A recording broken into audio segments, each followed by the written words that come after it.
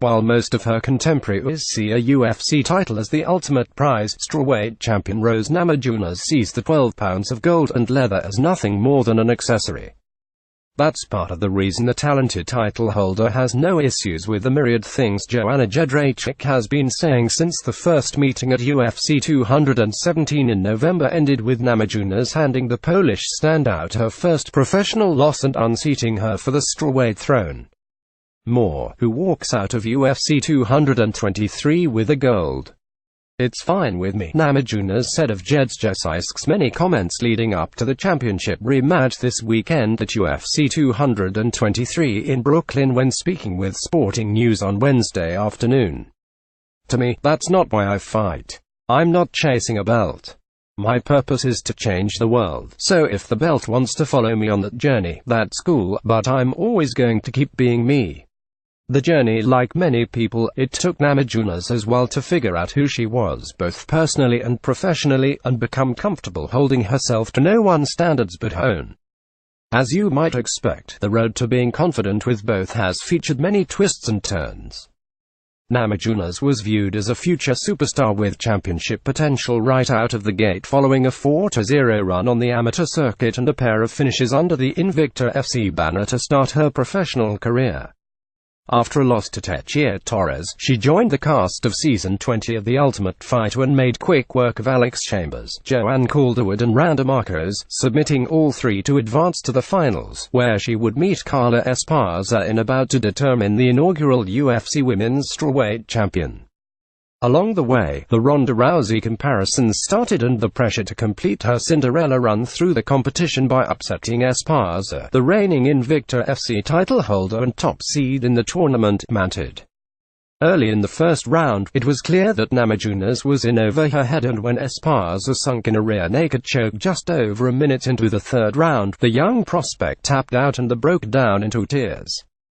Looking back, her head coach Trevor Whitman says it was the best thing to happen to his young charge and her coaches, as it forced them to take a hard look at their approach and determine the best way to maximize Namajunas' ample skills and abilities inside the cage. She responded with 3 straight wins, including a 5-round mauling of Paige VanZant and avenging her previous loss to Torres. Following a close split decision loss to perennial contender Karolina Kowalkiewicz, Namajunas turned in the best performance of her career, collecting a second-round submission win over Michelle Waterson on Fox. More, everything you need to know about UFC 223. While all of that was taking place in her professional life, a lot was happening in her personal life as well. Namajunas and her longtime partner Pat Barry relocated to Denver, and prior to her bout with VanZant, she took a pair of clippers to her sandy blonde locks, breaking out the buzz cut she currently rocks for the first time. Some may see the change as cosmetic, but it felt like a shift in character in the moment, and in the time since then, that feeling has only been strengthened. After being hustled into the spotlight and compared to the most accomplished female fighter to ever grace the octagon before she even stepped into the octagon for the first time, Namajunas was relegated to the background after she lost to Esparza. Not only did she enter the fight with VanZant as the underdog, but she was also the B-side of the pairing, as her more bubbly and telegenic opponent had become the new darling of the UFC and the MMA community as a whole. She walked into that fight with a steely focus, unconcerned with outside opinions or appearances, and dominated, bloodying VanZant early and continuing to punish the perky-anointed star into the 5th round before locking in a rear naked choke to seal her victory. Ever since, Namajunas has been her own woman, marching to the beat of her own drum and completely disinterested in anything beyond being the best version of herself every single day, whether she's competing inside the octagon or hanging out at home with Barry and their ever-present pooch, Mishka.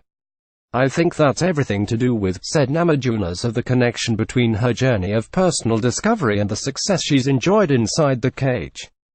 "Obviously I have a lot of physical talent and skill and gifts that I've been given, but really, I think knowing yourself is the majority of the battle, knowing why you're going in the cage and being totally honest and not putting on an act when you go in there. I think that outside forces might trick you into thinking that there is pressure to do that, and that's how people end up falling into a certain role and playing a certain character," she added when asked if she felt pressure to live up to a certain image or ideal when she first arrived in the UFC. You've just got to be reminded of what's important in life and remember that because at the end of the day, my number one priority is to be happy, healthy and safe, and anything after that is an extra accomplishment, something I can be happy about, but it doesn't define me. The rematch. Many times when a dominant champion is dethroned, immediate rematches are booked, in part to give the felled former title holder a shot to reclaim the belt they carried for an extended period of time, but also to make sure that the shocking outcome wasn't the result of a lucky punch or some other random twist of fate. Shortly after the first encounter at Madison Square Garden last November, Jędrzejczyk started talking about still being the best fighter in the division and the problems that arose with her weight cut in the days leading up to UFC 217.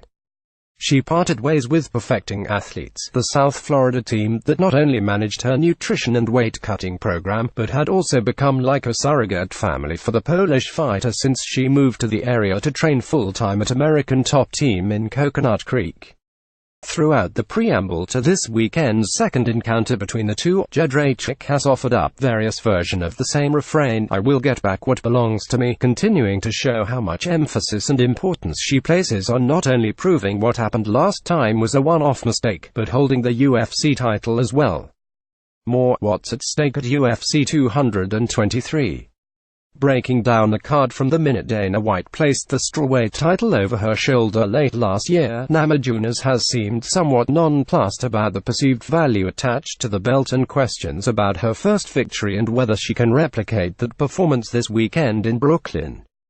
"If I'm to be the champion, that's my purpose, and if I'm not, then I'm okay with that too," said Namajunas, less than an hour before taking the stage inside the Music Hall of Williamsburg for the UFC 223 press conference. She echoed those sentiments and continued to espouse her "I'm just doing me" approach to life.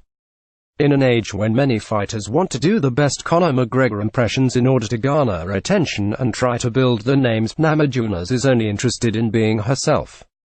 The truth is, this is the best version of Namajunas the UFC and its fans could ask for, an earnest, genuine soul with dreams and goals that stretch well beyond the walls of the octagon, but who also happens to be a certified ninja with elite skills inside of it.